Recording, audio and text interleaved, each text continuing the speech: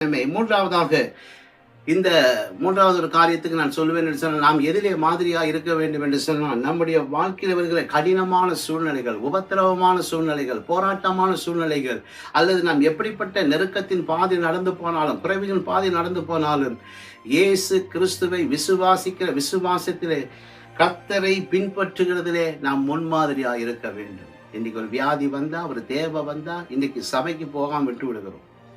ஒரு வியாதி வந்தால் நம்முடைய வாயிலிருந்து புறப்படுகிற வார்த்தைகள் வித்தியாசமா இருக்கிறது.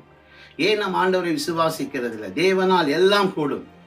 ஆனா என் வாழ்க்கையில ஒரு சின்ன பிரச்சனை வரும் பொழுது, நான் போராட்டத்துக்கு, நான் உபத்திரவத்துக்கு முகம் கொடுக்கிற பொழுது சோர்ந்து போய் விடுகிறேன். ஆனால் இந்த மாதத்தினோட கர்த்தர் சொல்லுகிறார், நீங்கள் கடினமான சூழ்நிலைகளுக்கு மத்தியிலும் மற்றவர்களுக்கு மாதிரிகளாக இருங்கள். உங்களுடைய விசுவாசம் வெளிப்படணும். இதை தான் ஆண்டவர் இந்த நாளில் எதிர்பார்க்கிறார். கர்த்தர் உங்களை ஆசீர்வதிப்பாராக. இந்த மாதத்திலும் கூட கர்த்தர் பெரிய காரியங்கள் நம்முடைய வாழ்க்கையில் செய்வார். நாம் மற்றவர்களுக்கு மாதிரியா இருக்கக்கூடிய விதத்தில் ஆண்டவர் நிச்சயமா நம்மை ஆசீர்வதிப்பார். நம் கண்களை மூடி நாம் ஜெபிப்போம். பரிசுத்தமுள்ள நல்ல பிதாவே, இயேசு கிறிஸ்துவின் நாமத்தினால் நம்முடைய கருத்தில் ஒப்புக் கொடுத்து நாங்கள் ஜெபிக்கிறோம். ஆண்டவரே, ஆண்டவரே, இந்த கர்த்தருடைய வார்த்தையின்படி எங்களை நீங்க ஆசீர்வதிங்க. இந்த வசனத்தின்படி ஆண்டவரே, நாங்கள் மனத்தாழ்மை உள்ளவர்களாக எங்களை மாதிரிகளாய் காண்பிக்க, எல்லா விதத்திலும் எங்களை தாழ்த்தக்கூடிய கிருபைகள் எங்களுக்கு தாங்க ஆண்டவரே.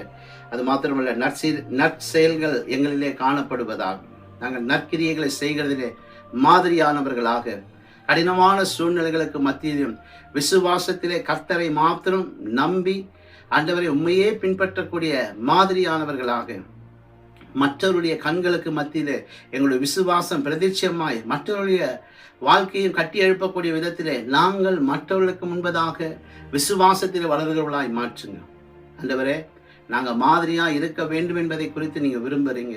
இந்த மாதத்திலே இந்த வார்த்தையை கேட்கிற எல்லாரையும் கிறிஸ்துவுக்குள்ளாக முன்மாதிரியான ஒரு வாழ்க்கை வாழத்தக்கதாக எங்கள் தேவனாகிய கர்த்தர் கிரியை செய்வீராக. தனிப்பட்ட வாழ்க்கையிலும், ஆவிக்குரிய வாழ்க்கையிலும், குடும்ப வாழ்க்கையிலும், ஒழிய பாதையிலும் எல்லாவற்றுக்கும் நாங்கள் முன்மாதிரியாய் ஜீவிக்க, கர்த்தருக்குள்ளாக கர்த்தரையே வெளிப்படுத்தக்கூடிய முன்மாதிரியான ஜீவனம் பண்ண எங்களுக்கு உதவி செய்யுங்க. இயேசு கிறிஸ்துவின் வல்லமையுள்ள நாமத்தில் தாழ்மையோடு கூட ஜெபிக்கிறோம் நல்ல பிதாவே. ஆமென், ஆமென். கர்த்தர் தாமே உங்களை ஆசீர்வதிப்பாராக.